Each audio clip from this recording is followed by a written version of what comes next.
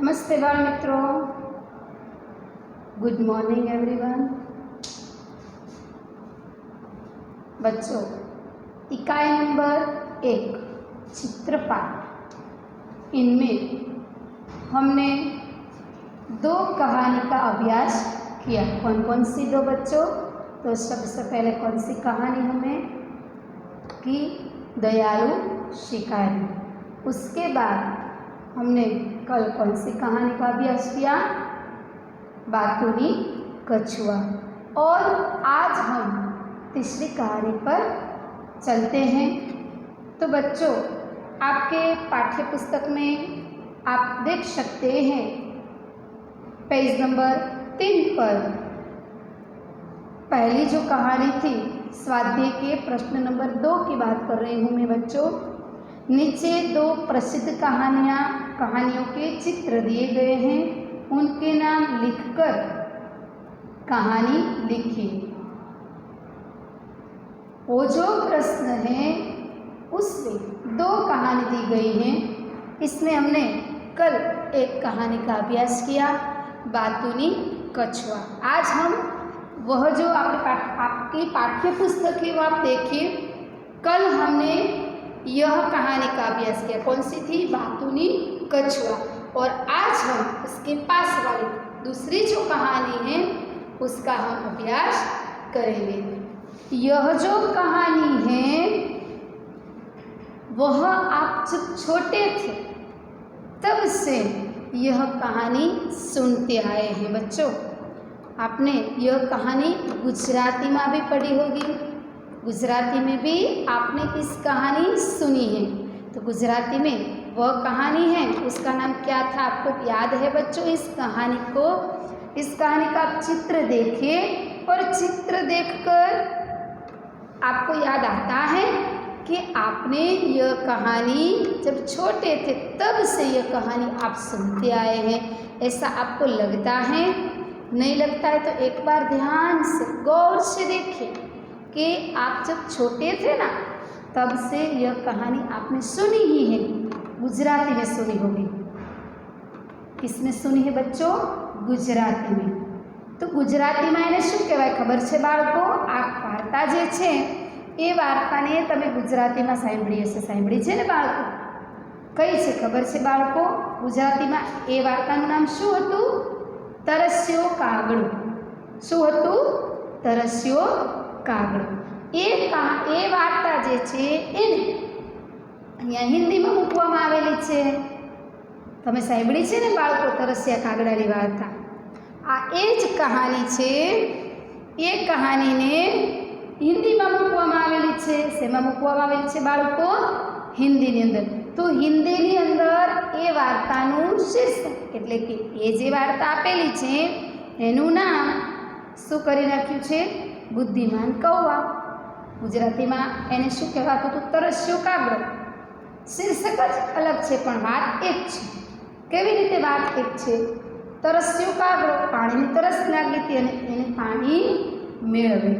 એ જ વાત હિન્દીમાં છે પરંતુ ત્યાં તે વાર્તાનું નામ ત્યાં કેવું કરી નાખ્યું? બુદ્ધિમાન કૌવા. પાણી પીધું તરસ્યા કાગડાએ, પણ કેવી રીતે પીધું? તો બુદ્ધિનો ઉપયોગ કરીને એણે પાણી પીધું છે. એટલા માટે અહીંયા આ જે કહાની આપેલી છે, વાર્તા આપી છે, એનું નામ શું થયું બાળકો? બુદ્ધિમાન કૌવા. બુદ્ધિનો ઉપયોગ કરી અને કાગડાએ પાણી પીધું છે. તો આપણે પણ જીવનની અંદર એવી રીતે કામ કરવું જોઈએ. એવી કહેવત છે ને બાળકો કે જે કામ બળથી ન થાય એ કામ કળથી થાય. બહુ મહેનત કરવાથી આપણને એનું પરિણામ ન મળતું હોય, પરંતુ બુદ્ધિનો ઉપયોગ કરીએ તો ઓછી મહેનતે પરિણામ ઝાઝું મળતું હોય. એવી વાત અહીંયા વાર્તામાં છે. સાંભળેલી છે ને બાળકો? ગુજરાતીમાં સાંભળી હશે, હિન્દીમાં ઓછી સાંભળી હોય. જ્યારે નાના હોય બાલ મંદિરમાં તો ખાસ આ વાર્તા કરવામાં આવે છે તરસ્યા કાગડાની. તો એ જ તરસ્યો કાગડો છે, એ જ વાર્તા છે. એને હિન્દીમાં શું કીધું છે? बुद्धिमान कौवा। तो आज हम बच्चों यह कहानी यानी कि बुद्धिमान कौवा, उसका अभ्यास आज हम करेंगे। आपने 2 कहानी का अभ्यास कर लिया है, आज हम तीसरी कहानी पर चलते हैं। तो आप आपके पाठ्य पुस्तक में देखिए, चित्र नंबर 1 में हमें क्या दिखाई देता है? एक कौवा, डाल पर बैठा हुआ कौवा दिखाई देता है।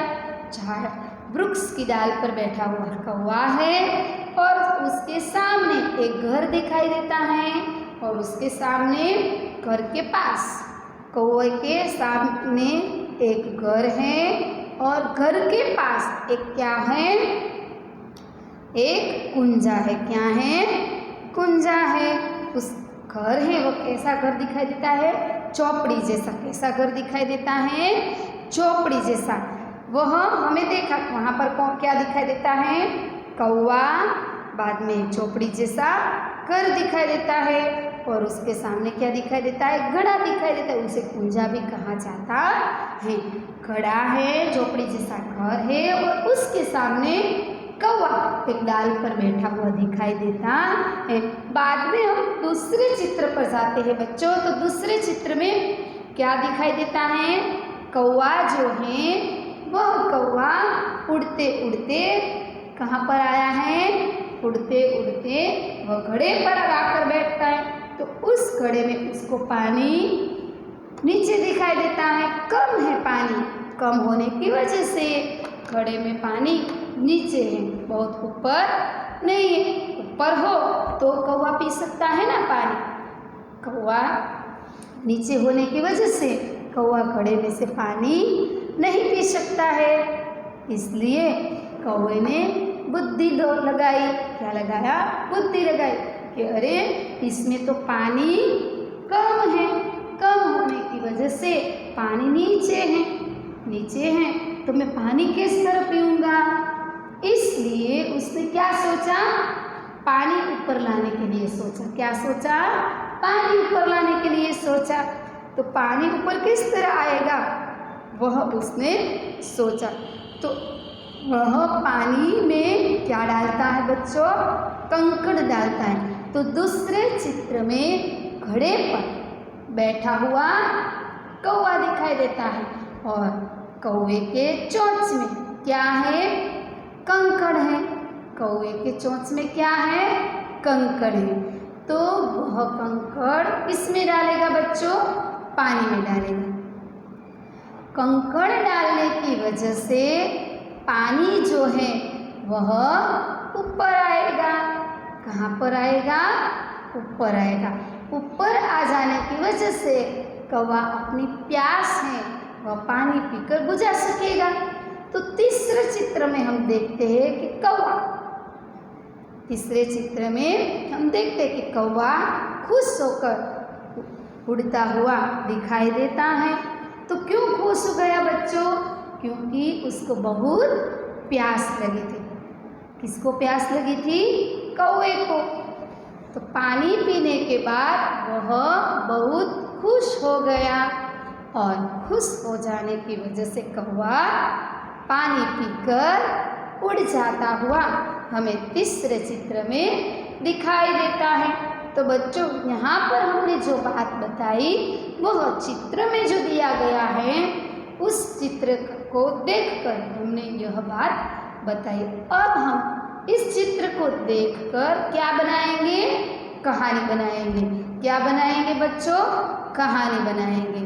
तो चलो अब हम कहानी की ओर चलते हैं। चलो बच्चों, बुद्धिमान कौवा उस कहानी की ओर हम चलते हैं।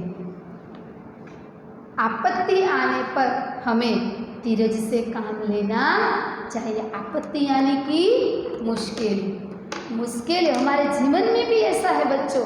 हमारे जीवन में कोई भी मुश्किल आए, आपत्ति आए तो हमें धीरज यानी कि शांत रहकर धीरज से काम लेना चाहिए और धीरज के साथ साथ बुद्धि का भी उपयोग करना चाहिए। क्या करना चाहिए बच्चों? कोई भी काम हो हमारे जीवन में, इतनी भी मुश्किलें क्यों ना आए, पर मुश्किल में हमें धीरज धैर्य रखकर शांत रहकर हमें उस मुश्किल में से निकलना सोचना चाहिए।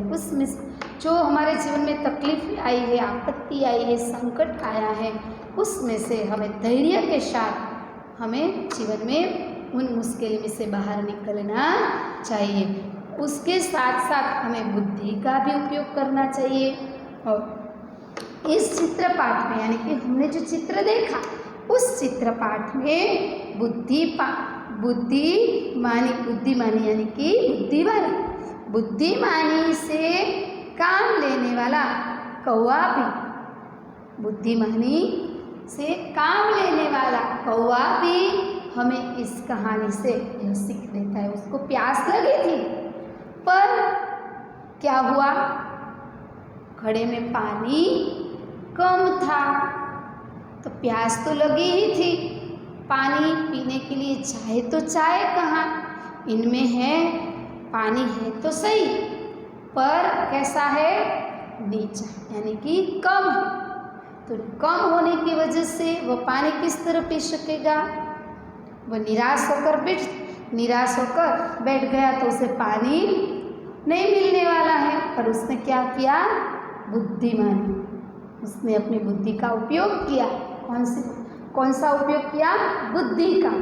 और बुद्धिमानी यानी कि बुद्धि का उपयोग करके उसने सोचा कि किस तरह घड़े में पानी ऊपर आए, ऐसा उसने सोचकर उसको यह विचार आया कि इस पानी में कंकड़ डालने की वजह से पानी ऊपर आ सकता है, तो क्यों ऐसा न किया जाए। तो उसने ऐसा विचार करके एक एक कंकड़ घड़े में डाले, उसमें डालने की वजह से पानी ऊपर आने की वजह से उसको पानी पीने को मिल गया। पानी पीकर अपनी प्यास बुझाई और वह खुश होकर वहाँ से उड़ता हुआ चल बसा। तो बच्चों, कौवे ने भी बुद्धिमानी की ना, तो बस वही बात हमें यहाँ पर सीख मिलती है कि हमें भी हमारे जीवन में बुद्धिमानी से काम लेना चाहिए, यानी कि हमारी बुद्धि का उपयोग करके कोई भी काम हो, कोई भी कार्य हो, उसको हमें करना चाहिए। तो चलो बच्चों, हम कहानी देखते हैं। एक कौवा था। क्या था, एक कौवा था। एक बार उसे बहुत प्यास लगी। क्या था, एक कौवा था। कौवे को एक बार उसे खूब प्यास लगी, बहुत प्यास लगी, खूब प्यास लगी। उसको पानी पीना था। उसने इधर उधर पानी की तलाश की। उसने क्या किया, इधर उधर सब जगह ढूंढने लगा। क्या ढूंढने लगा, क्या तलाश करने लगा, पानी की तलाश करने लगा। क्यों, क्योंकि उसको प्यास लगी थी। प्यास लगने की वजह से उसने सभी जगह पर तलाश की, पर उसे कहीं पानी नहीं मिला। उसने ऐसे सब जगह पर देखा, पर उसको कहीं पर पानी दिखाई नहीं देता है। उसको कहीं पर पानी नहीं मिला। आखिर उसने क्या किया बच्चों, आखिर उड़ते उड़ते वह एक झोपड़ी के पास पहुंच जाता है। सब जगह पर उसने ऐसे करके पानी को देखा, पर कहीं भी पानी नहीं दिखाई दिया। इतने में क्या हुआ बच्चों, उसने उड़ते उड़ते एक झोपड़ी देखी। उसने कई जगह पर पानी देखा, पर पानी उसे मिला नहीं। इसलिए वह उड़ता उड़ता एक झोपड़ी के पास जा पहुंचता है। झोपड़ी के पास जाकर उसने उसके पास, किसके पास, झोपड़ी के पास एक घड़ा दिखाई दिया। क्या हुआ बच्चों, उसने पानी की तलाश में जगह जगह पर देखा, कई जगह पर देखा, बार बार देखा, फिर भी उसे कहीं पानी नहीं दिखाई दिया। और पानी नहीं दिखाई दिया तो क्या दिखाई दी, झोपड़ी दिखाई दी। झोपड़ी के पास एक घड़ा दिखाई दिया। घड़े में थोड़ा पानी था। उसने क्या किया बच्चों, कौवे ने झोपड़ी के पास जो घड़ा था उस घड़े पर जाकर वो बैठ गया। बैठकर उसने घड़े में देखा तो उसमें पानी दिखाई नहीं देता है। उसमें पानी दिखाई नहीं देता है। घड़े पर बैठकर उसने देखा कि पानी है पर पानी नहीं दिखाई दिया। तो पानी उसमें नहीं दिखाई दिया, दिखाया पर कैसा दिखाया, नीचे। पानी उसमें है पर कहाँ था, नीचे था। इसलिए कौवा ने सोचा कि पानी है तो सही पर बहुत नीचे है, ऊपर पानी दिखाई नहीं देता है। तो कौवे की चोंच पानी तक, इतने नीचे पानी होता है तो कौवे की चोंच उस पानी तक नहीं पहुंच सकती है। कौवे ने सोचा कि पानी तो है पर बहुत नीचे है। घड़े में पानी कैसा था बच्चों, नीचा था। तो उसने सोचा कि मुझे प्यास तो लगी है, मुझे पानी भी पीना है, पर कौवे की चोंच इसमें, मेरी चोंच तो इसमें नीचे तक नहीं पहुंच सकेगी। कौवे की चोंच पानी तक पहुंच नहीं सकती है। तो अब क्या किया जाए। कौवे ने बुद्धिमानी की, कौवे ने अपनी बुद्धि लगाई। अब ऐसा क्या किया जाए कि नीचे जो पानी है वह पानी ऊपर आ सके, ऊपर आने की वजह से मैं पानी पी सकूं। ऐसा कौन सा काम किया जाए, कौन सा कार्य करने की वजह से पानी ऊपर आ सकता है। इस बात को कौवे ने बुद्धिमानी लगाई। इस बात को उसने सोचा कि ऐसा कौन सा कार्य किया जाए तो पानी ऊपर आ सके। तो पानी ऊपर आने के लिए कौवे ने एक उपाय सोचा। क्या सोचा, एक उपाय सोचा। कौन सा उपाय सोचा, उसने ऐसा विचारा कि अब क्या करूं जिनकी वजह से पानी ऊपर आ सकता है। इसलिए उसने एक उपाय सोचा कि पानी पीना ही है, मुझे प्यास भी बहुत लगी है, घड़े में पानी भी है पर पानी नीचे है। तो नीचे पानी है तो मैं पी तो नहीं सकूंगा, पानी पीना ज़रूरी है मुझे। क्यों, क्योंकि मुझे तो बहुत प्यास लगी है। कौवे को तो बहुत प्यास लगी थी, इसलिए उसको पानी की भी आवश्यकता इतनी थी। इसलिए कौवा विचार में पड़ गया और विचार करने के बाद उसने एक अच्छा विचार आया। कौन सा विचार आया, इसलिए उसने एक उपाय सोचा कि वहाँ आसपास बहुत से कंकड़ पड़े हुए थे। कंकड़ यानी कि कांकरा, कंकड़ यानी कि कांकरा। गुजराती में उसे क्या कहा जाता है बच्चों, कांकरा कहा जाता है। क्या कहा जाता है, कांकरा। वहाँ आसपास यानी कि जो घड़ा था उसके आसपास कई सारे कंकड़ पड़े थे। क्या पड़े थे, कंकड़ पड़े थे। उसने बुद्धिमानी लगाई कि हाँ, इस घड़े के आसपास मुझे कंकड़ दिखाई देते हैं, तो अब ऐसा किया जाए कि जिनकी वजह से पानी घड़े में ऊपर आ सके। घड़े में पानी बहुत नीचे था, तो ऐसा कौन सा कार्य किया जाए कि उसकी वजह से पानी ऊपर आए। तो वह कार्य करने के लिए उसको कंकड़ जो दिखाई दिया, वह कंकड़ देखकर उसको विचार आता है। क्या विचार आता है कि उसने ऐसा विचार आया कि वह अपनी चोंच से एक एक कंकड़ लेकर उसने क्या किया, कंकड़ घड़े में डालना शुरू कर दिया। तो वह डालने की जो उसके मन में विचार आता है बच्चों, वही कार्य उसने क्या किया, अपनी बुद्धिमानी से उसने यह कार्य किया कि उसने एक एक कंकड़ लेकर अपनी चोंच से वह एक एक कंकड़ ले आता है और घड़े में डाल देता है। एक एक कंकड़ ले आता है और घड़े में डाल देता है। उसका विचार उसने आया और वह विचार की वजह से वह पानी भी पी सकता है। उसने डालना शुरू किया। जब जब कंकड़ पानी में गिरता गया तब पानी ऊपर आता गया। कंकड़ अपनी चोंच की वजह से उसने एक एक करके कई सारे कंकड़ घड़े में डाले। घड़े में डालने की वजह से क्या हुआ बच्चों, पानी ऊपर आने लगा।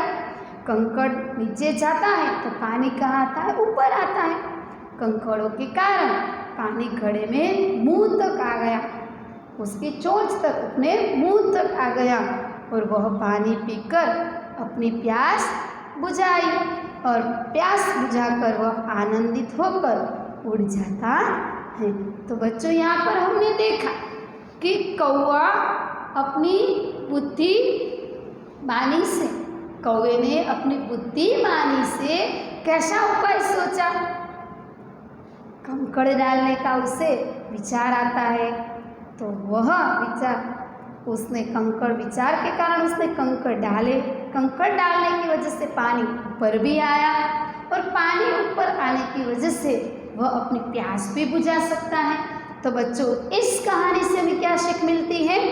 इस कहानी से हमें क्या सीख मिलती है बच्चों कि कोई भी कार्य करने के लिए हमें हमारी बुद्धिमानी से, काम लेने से कोई भी कार्य हम पूर्ण कर सकते हैं। पर बुद्धिमानी के साथ साथ हमें क्या करना चाहिए? कोई भी समय हमारे जीवन में आपत्ति आए, संकट आए, मुश्किल आए तो हमें धीरज से, शांति से काम लेकर उसमें विचार करके बुद्धिमानी का, हमारी बुद्धि का उपयोग करके हमें जो मुश्किलें हमारे जीवन में आती हैं उस मुश्किल में सामना करके हमें इस संकट को दूर करना चाहिए। पर इसमें हमें धीरज और शांति रखकर और बुद्धिमानी से काम लेना चाहिए। तो बच्चों यह कहानी से हमें क्या सीख मिली है बच्चों? इस कहानी से हमें यह सीख मिलती है कि आपत्ति आने पर हमें धीरज से काम लेना चाहिए और बुद्धि का उपयोग करना चाहिए। तो यहाँ पर बच्चों इस चित्रपाठ में कौवे ने भी क्या किया? कौवे ने भी वही किया कि अपनी बुद्धिमानी से काम लेकर कौवे ने अपनी प्यास बुझाई। तो इस कहानी से हमें बुद्धिमानी बनकर, यानी कि बुद्धि के साथ कोई भी कार्य धीरज और शांत रहकर हमें कोई भी कार्य करना चाहिए और हमारे जीवन में आए हुए संकट को दूर करना चाहिए। तो बच्चों अब हम उसमें दिए गए, इसमें हमारी आई बुक में जो दिए गए हैं प्रश्न, उस पर हम देखते हैं कि कहानी बुद्धिमानी कौवा जो है इसमें कई सारे प्रश्न दिए गए हैं। तो उसको हम देखते हैं। कौवे को क्या लगी थी और वह किसकी तलाश में था? कौवे को क्या लगी थी बच्चों? कौवे को प्यास लगी थी। क्या लगी थी? प्यास लगी थी। इसीलिए वह किसकी तलाश में था? प्यास लगने की वजह से वह पानी की तलाश में था।